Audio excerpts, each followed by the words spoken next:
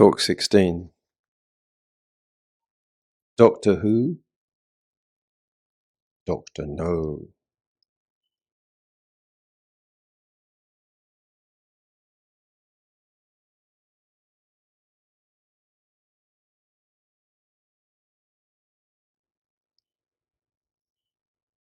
At the dinner table, conversation drifts effortlessly into subtle ranking. Promotions mentioned casually. Travel stories calibrated carefully. Renovations described in just enough detail. Nobody announces the competition, but everybody senses it. Comparison hums quietly beneath the politeness. Identity begins forming relationally. I am more successful than him. I am less established than her. It's rarely nasty. It's not malicious. It's almost automatic. We measure to orient ourselves. But when identity relies on positioning within a group, stability becomes fragile. The group shifts, the metrics change. Someone younger arrives with sharper credentials, and suddenly your internal ranking trembles. I remember my sister's hissing, jealous reaction when I got my dad a particularly good Christmas present, a Wembley Stadium DVD of his football team, Baden Rovers.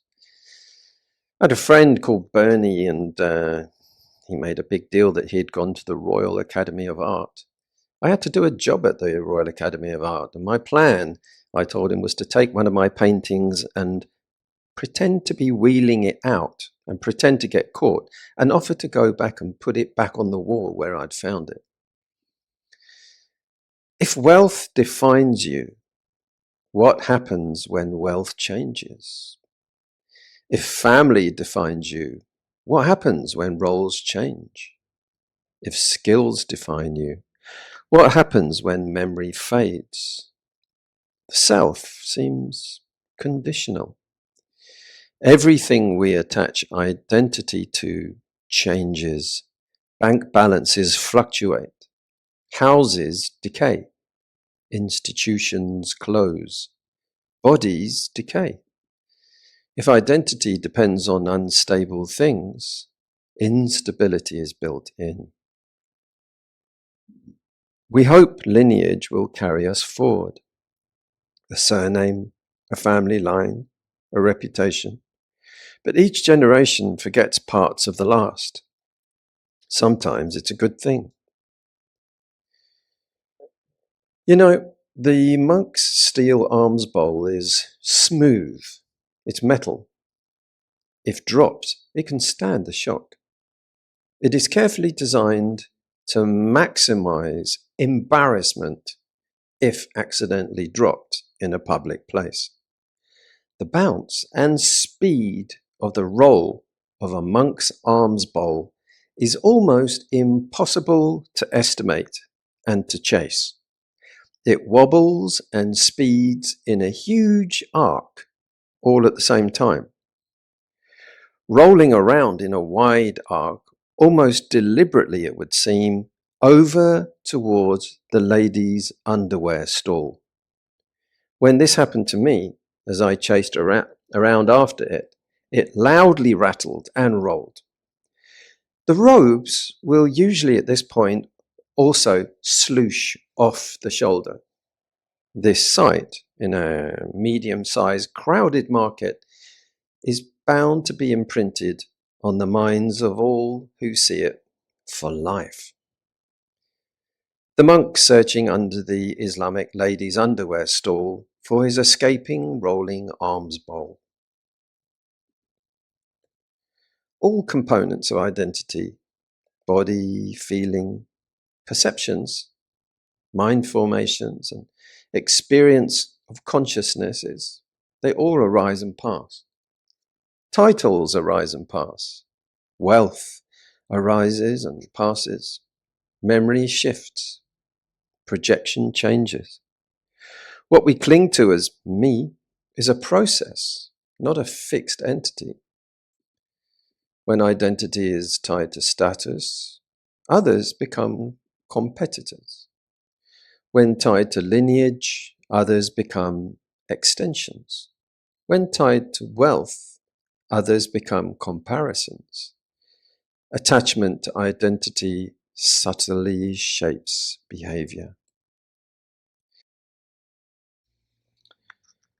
Some tactics to try at home and out. When introducing yourself, experiment occasionally with describing what you care about rather than what you do. Instead of, I am a such and such, try, I'm interested in. The shift moves identity from fixed label to dynamic engagement. Over time, this subtle language change reduces rigidity around role-based identity. And instead of asking, how will I be remembered? Ask, how am I behaving now? Legacy anxiety projects forward.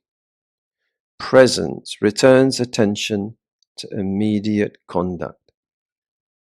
The future story writes itself from present action.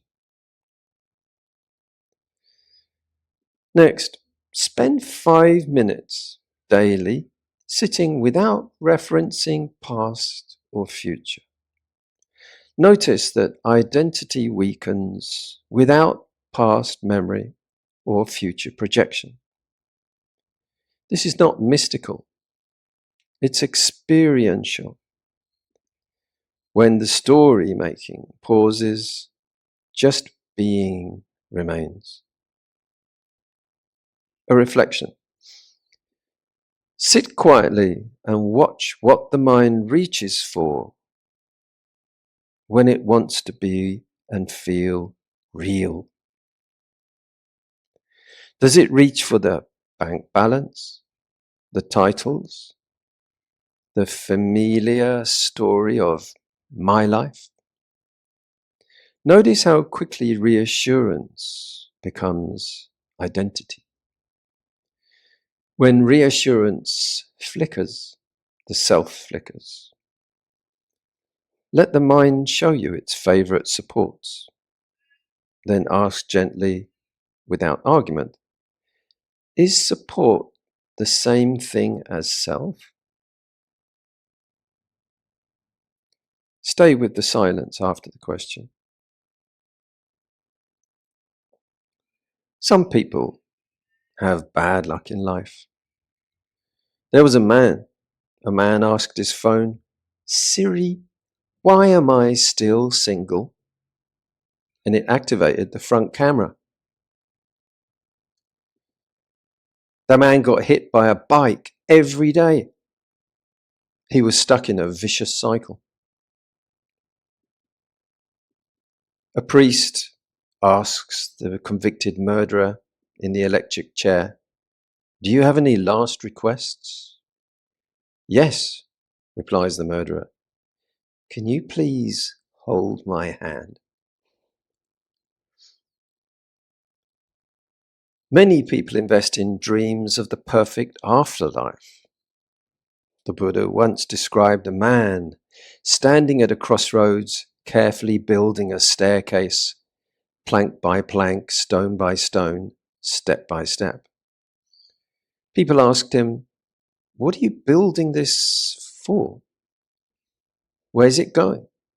He replies, to a magnificent palace. They ask, that palace, where is it? North? Is it south? Is it east or west? Is it high up or low down? Or he says, I don't know. They said, have you ever seen it? He said, no. They said, and yet you're building a staircase to reach it? Yeah. The Buddha uses this image to question beliefs about the permanently happy self after death. If you haven't seen it, known it, or even experienced a hint of it, what exactly are you building towards? We do this often. We construct mental staircases to imagine certainties, permanent happiness, guaranteed security, flawless futures. Before building the steps, it may be wise to ask, based on how we know life to be, is there really such a palace there? Imagine your role dissolving tonight. No badge, no income label, no social position. What is left in the morning? The unease is not practical alone. It is the fear of groundlessness. Identity wants a fixed center. Reflection tests that hope. Between memory and future planning, notice present awareness. Simple, immediate, not defined by resume or legacy. Reflect on how identity strategies steer behavior. When I define myself by achievement, I become competitive. When I define myself by prestige, I manage impressions. When I define myself by lineage, I become protective. Ask, what behaviors does my identity demand? And then ask, who carries the cost of that demand? Let honesty, not theory, be the answer. This happened in Ireland. I heard a man telling me once that he'd learned to bless himself in the Christian way in Ireland. The blessing is the Father, the Son, and the Holy Ghost. He said, first time I learned to bless myself was sadly when my uncle died. And he had been buried in a kind of remote part of the Dublin mountains. And it was a real funeral day. The wind was whipping down and the rain. And I'm just 6 years old, kind of wandering around between these legs and this black shroud and umbrellas and dripping rain. This hole in the ground. I didn't know what it was all about. And I'm watching the coffin being lowered into the ground. And I hear the priest say what I think is, in the name of the Father, and of the Son, and into the Holy goes. And that's how he blessed himself for many years. The name of the Father, the Son, and into the Holy goes.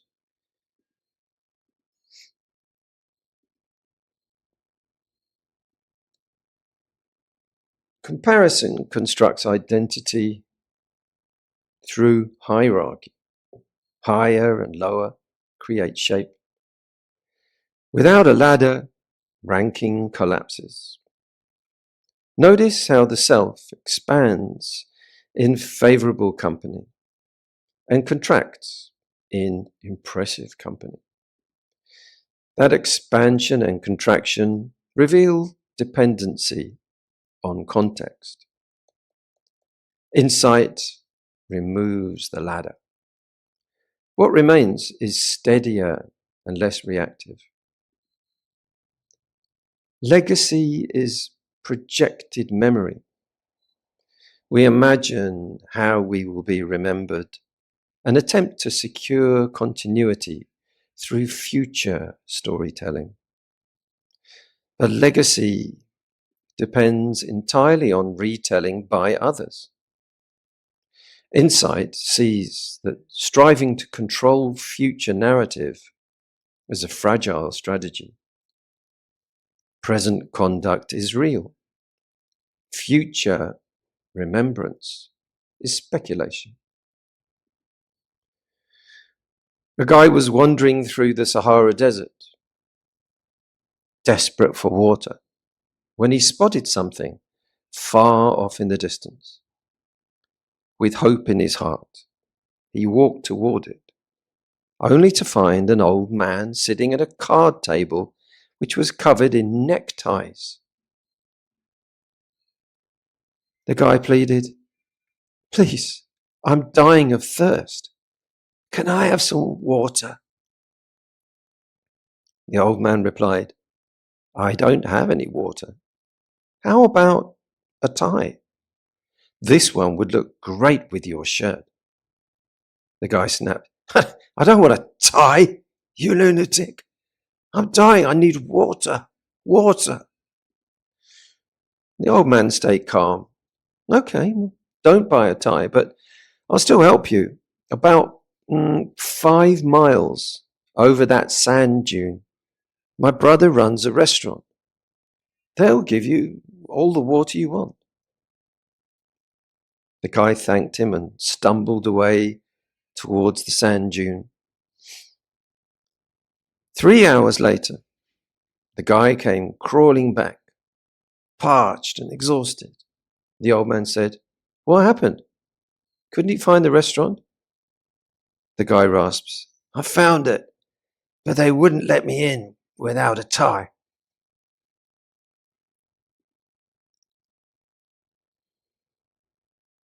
Here are some takeaway tactics for you to try at home and out. Practical ways to put ideas into your day. Choose one possession tied strongly to identity, an award, a status object, a symbolic item. Place it out of sight for a week. Observe whether identity feels threatened. The experiment reveals attachment without forcing renunciation. Distance brings clarity. I remember there was one DVD disc of my most ultimate performance, my peak of my career at a community arts festival. It was left in my attic. My dad threw it away. He saved me a job, actually.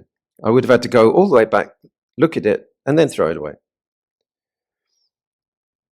Next, list your current roles: parent, professional, mentor, student, son, daughter. Now imagine losing one temporarily. Notice the emotional response.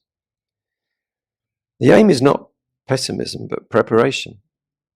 Flexibility reduces shock when change arrives. When imposter thoughts arise, replace "I don't belong" with "this is a new role forming." Growth feels unstable because identity is adjusting. Treat instability as transition, not fraudulence. Spend 5 minutes daily in direct sensory awareness.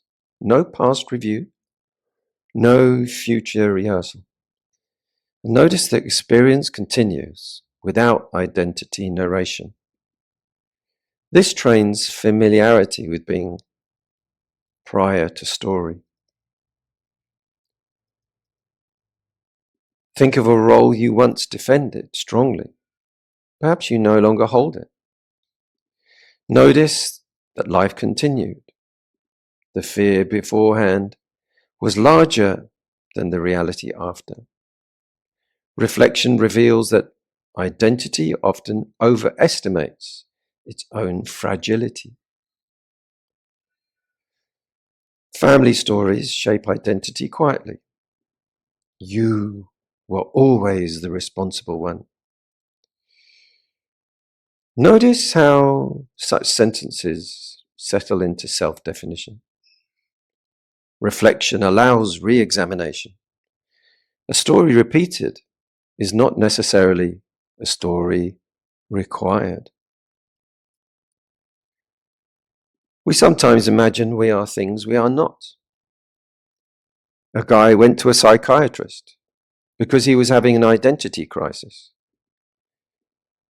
He said, "Some days I feel like a teepee." He says, you know, those tall, the ones that Red Indians live in. Then other days, I feel like a wigwam. I don't know which one is true. One day teepee, the next day wigwam, teepee, wigwam, teepee, wigwam, teepee, wigwam. The psychiatrist yells, "So much stress. You're too tense."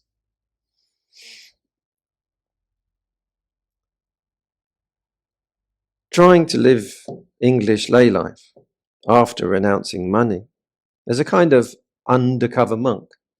It's not easy. I was staying with a friend in London.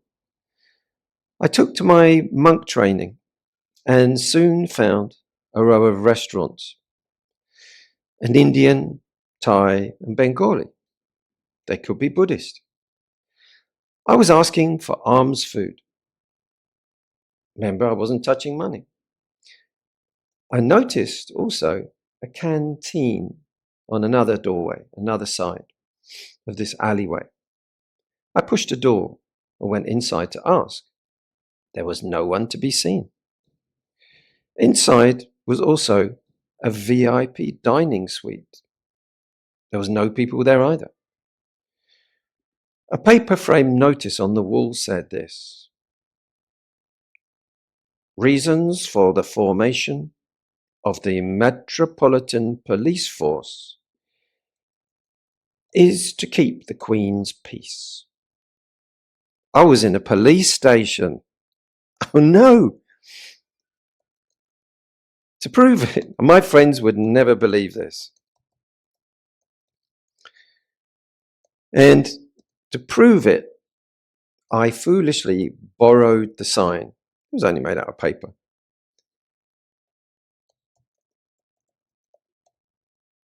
As I left, a police car pulled me over. One thing and another, I was put in a jail cell. The chief of police came to give me a hot tea, a hot pizza, and a photocopy of the sign.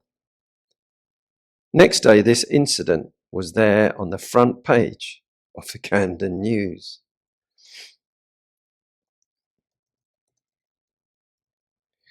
Ask yourself, how much do you trust the people of the world?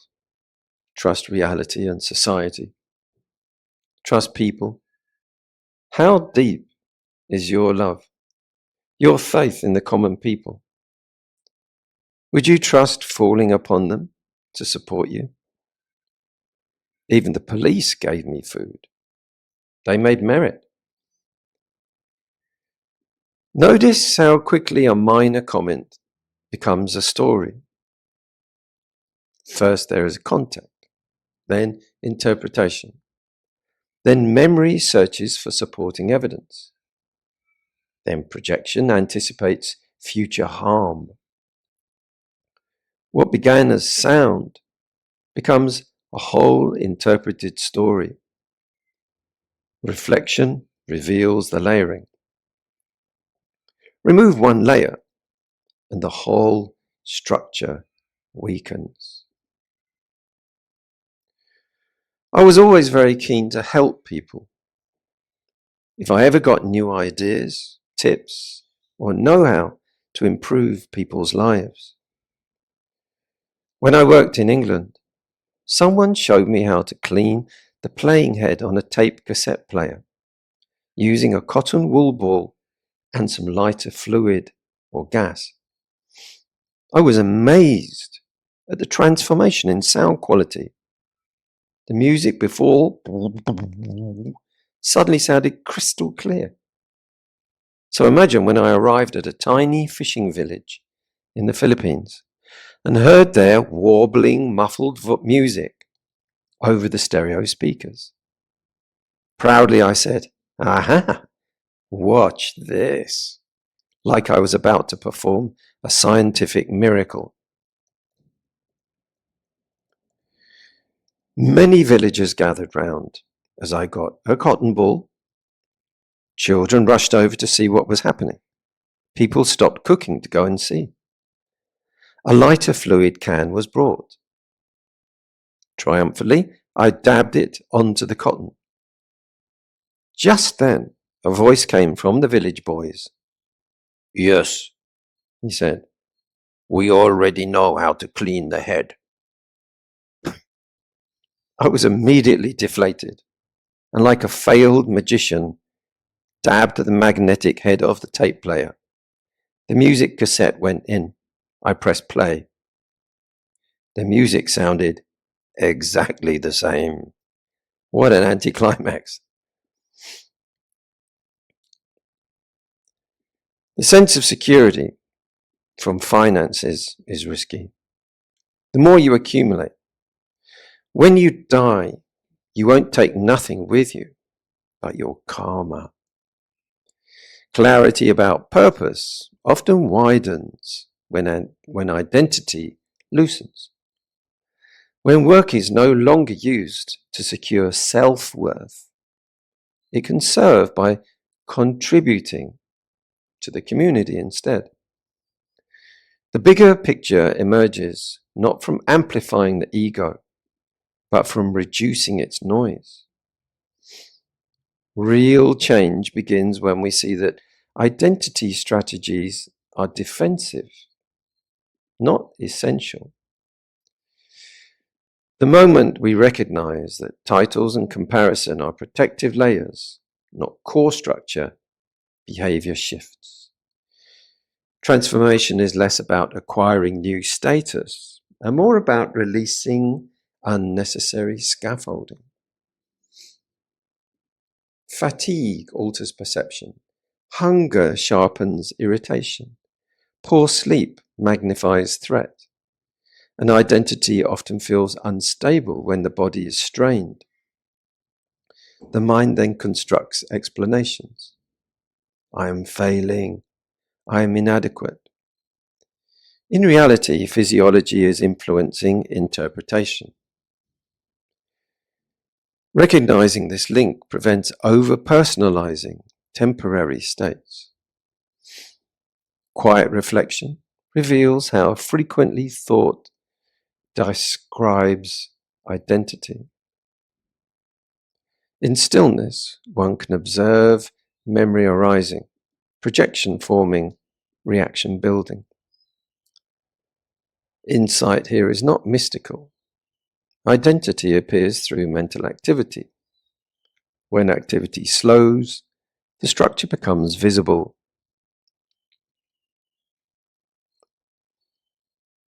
Sometimes success is a great anticlimax. When I was 22, I went to Sydney, Australia. I worked very, very hard in the city as an illustrator and soon was working for the national newspaper group. It was tough, and I needed time in nature to be with wildlife and the forest. I took a train from the city centre. Those days you could ride with one of the doors open and watch the country going by. Evening was falling. I hadn't planned where to go, just thrown a few things in a bag and grabbed my sleeping bag. Soon, sun went down and the train was moving through villages and trees. I picked a random small station and got off. I wanted to head for the forest. I walked in the dark and found some trees. I curled up there and fell fast asleep. I woke up deep inside my sleeping bag to dawn light and the sound of birds. Then a strange sound. I peeked out of my sleeping bag to see a golf ball. I was in a few trees that were in the middle of a huge golf course.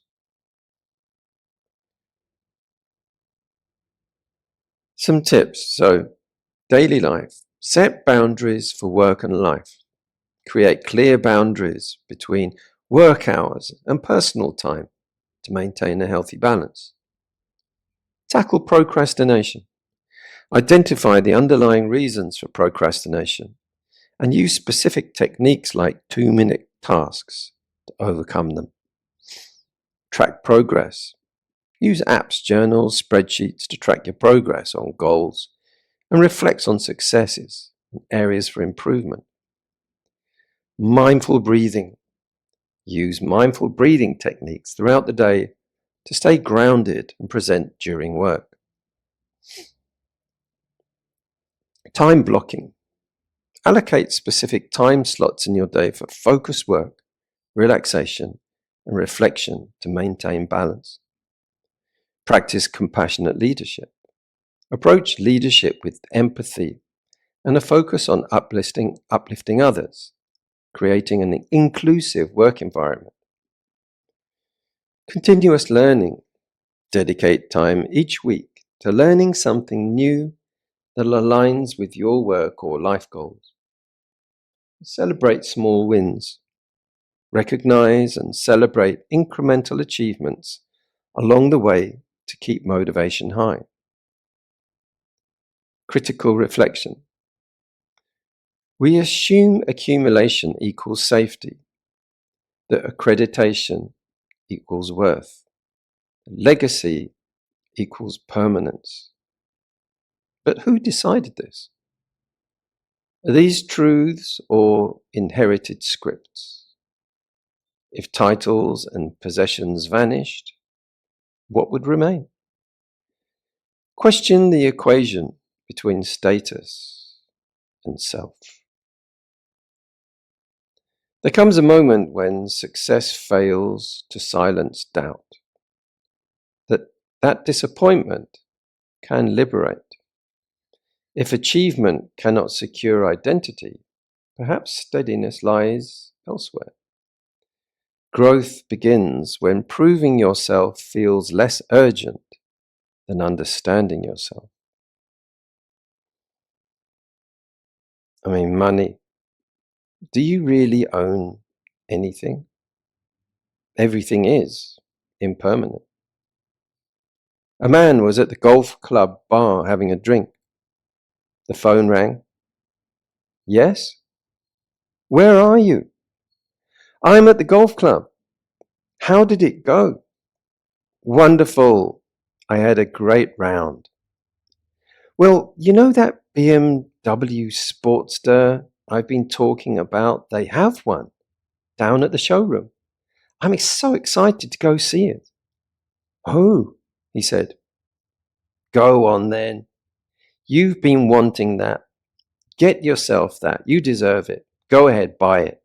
See you later. Bye. Then he turned to the bar, holding up the phone. Hello, whose phone is this?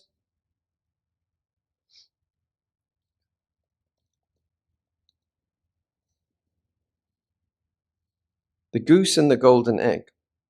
There was once a countryman who possessed the most beautiful goose you can imagine. For every day then, he visited the nest. The goose had laid a beautiful, glittering, golden egg. The countryman took the eggs to market and soon began to get rich. But it was not long before he grew impatient with the goose, because she gave him only a single one golden egg a day. He was not getting rich kind of fast enough. Then one day, after he had finished counting his money, the idea came to him that he could get all the golden eggs at once by killing the goose and cutting it open. But when the deed was done, not a single golden egg did he find, and his precious goose was dead. The moral: those who have plenty want more, and so lose all they have.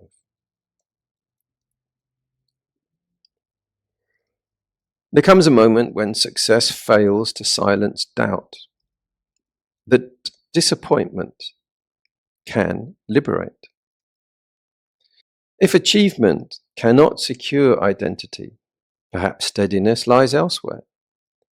Growth begins when proving yourself feels less urgent than understanding yourself. Are your choices guided by fear of irrelevance or by genuine values?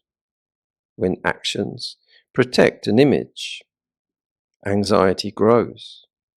When actions align with integrity and usefulness, comparison softens. Identity shifts from projection to practice. A man said to me, "I don't mean to brag, but I have my own private jet. But the rest of the jacuzzi belongs to my mum." He said, "Money, if it does not bring you happiness, well, it will at least help you be miserable in comfort." And banks. You know what a bank is? A bank is a place that will lend you money if you can prove that you don't need it. He had been to see that tailor, the one who gambles a lot, who told him, "There is a very easy way to return from a casino with a small fortune. Go there with a large one." Personally, I'm so poor, I can't even pay attention.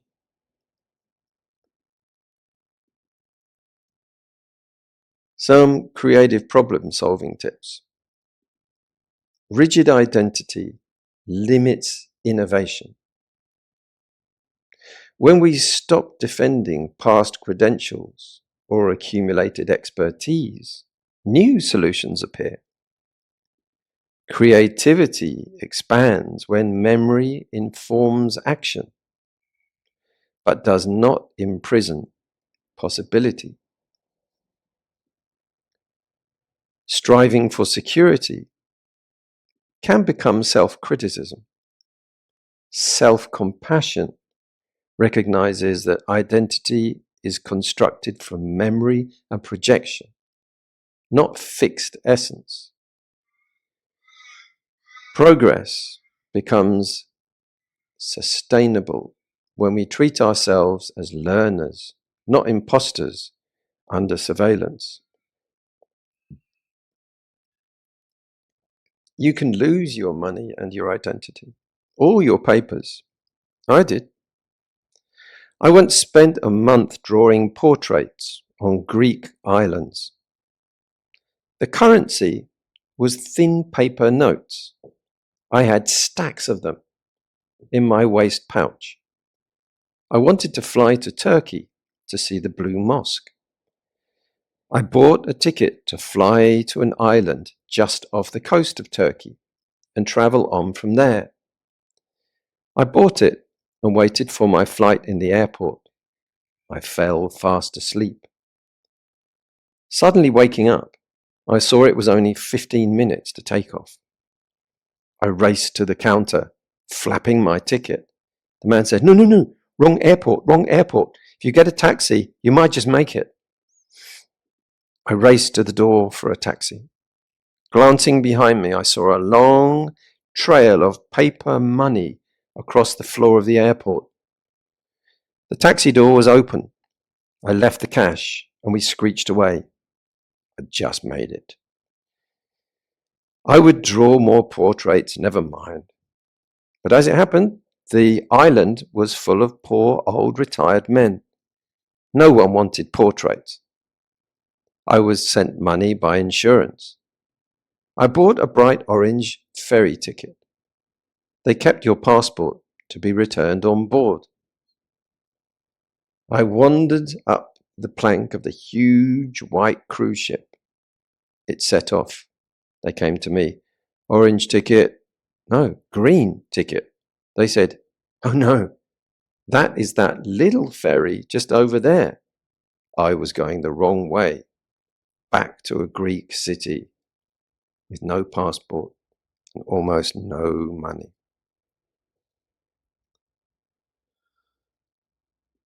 So it can help when you've got a lot on, break large projects into smaller, more manageable tasks to reduce the overwhelm and boost productivity.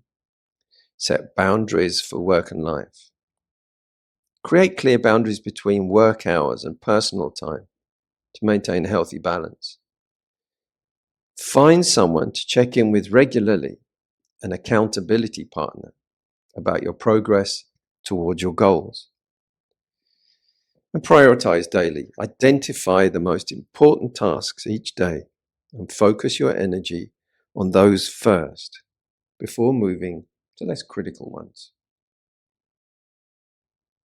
On the spiritual path, financial security, accreditation, and legacy gradually reveal themselves as provisional identities. Memory builds a story. Projection defends it. Practice exposes how comparison and fear of irrelevance disturb peace more than circumstance itself.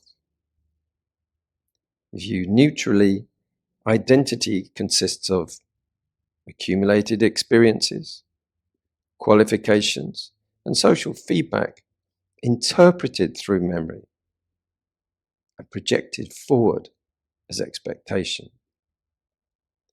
Financial shifts, comparison, or status changes are events. The instability arises not from facts, but from attachment to interpretation.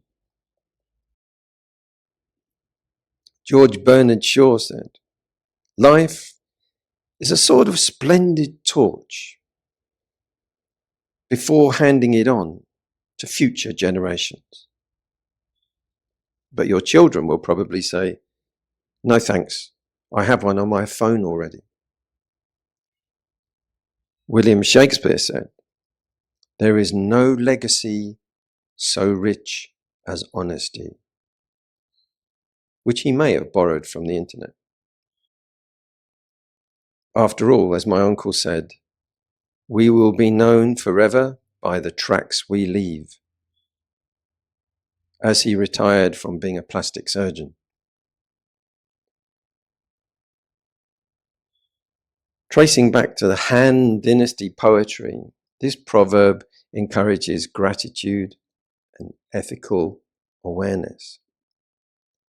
When drinking water, think of its source. 饮水思源, emphasizing that one should acknowledge support and foundational sources rather than taking benefits for granted. Remember the origin of the things you benefited from. Be grateful, mindful, and responsible. Recognize that wealth is built on effort, opportunity, and sometimes familial or societal support. I once asked my grandfather how he'd lived so long. He smiled and said, "I sprinkle a little gunpowder on my cereal every morning." I always thought that was a little weird, but he did live a long life and left a great legacy, a thriving career, loving wife, 7 children, 16 grandchildren, 2 great-grandchildren, and a massive hole in the crematorium wall. Life and work are like a journey, with obstacles, milestones, and lessons along the way. Life and work are like pieces of a puzzle, where each part needs to fit together to complete the whole picture. Growth, work, and purpose are like tending to a garden, requiring care, patience, and nourishment. Life and work are like a dance, with movement, rhythm, and balance that come with practice and time. Legacy is less about monuments and more about influence. Each action, conversation, and decision leaves subtle traces in people and systems. Impact grows through consistency, not spectacle. Work becomes meaningful when measured by contribution rather than applause. When work connects to something larger than personal gain, energy stabilizes. Purpose outlasts mood and circumstance. It transforms effort into commitment. Even setbacks feel instructional rather than defeating when aligned with deeper intention and values. Security is not something you can finally secure once and for all. It is how you relate to change, money, titles, reputation, and legacy that all have their place, but they cannot carry the weight of identity alone. Comparison can refine you. Accreditation can train you, and even imposter syndrome can stretch you. Let your work express contribution rather than fear. Build, earn, learn, but don't confuse the scaffolding with the self. Financial security, that's just future you getting a care package. Accumulation means you've been busy building tools. Legacy shows you want to leave good footprints. Comparison can be friendly competition with your own potential. Accreditation proves you stuck with something. Imposter syndrome means you're stretching. Fear of irrelevance, you care about contributing. An identity as memory plus projection, that's your mind running a creative trailer for the next chapter.